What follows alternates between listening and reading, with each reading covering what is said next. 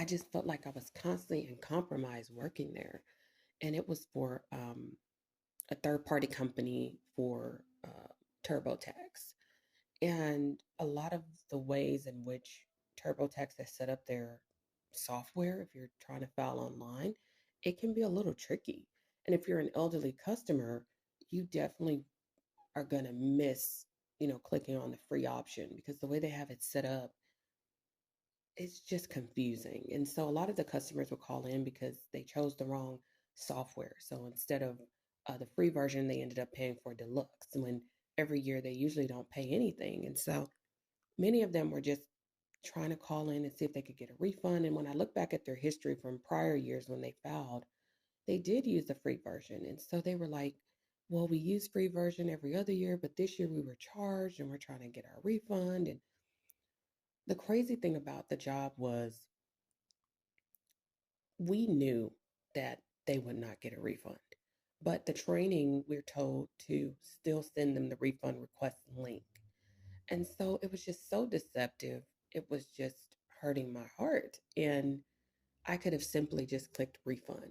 There was an option on our screen where we could just click the refund, give them the refund.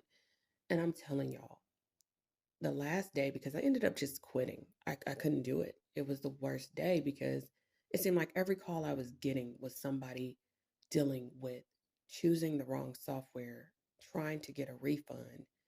And I'm just sitting there listening to their stories and their issues and why they need the refund. And they're just pouring out their hearts. And I'm sitting there like, I'm not going to be able to give them a refund. I'm not going to be able to help them. And I know if I send the refund request link, they're still not going to get it. So imagine carrying that for the whole 8 hour shift. I just felt like I can't. And so I ended up quitting that day. It was tough. It was tough because I knew I was putting myself in a really difficult place, especially when I didn't have another job lined up. But again, I was working prolific on the side, and then that door closed. And I'm like, God, what is going on? Why is this happening? And y'all, I can not tell you how many jobs I've applied to, and it's just rejection, rejection. We regret to inform you. We're going with another candidate, but feel free to uh, keep applying for different roles. And I'm like, what in the world? And I'm telling y'all, it got to the point where I was applying for a job that was $11 an hour. Yeah, let that sink in. And even they rejected me.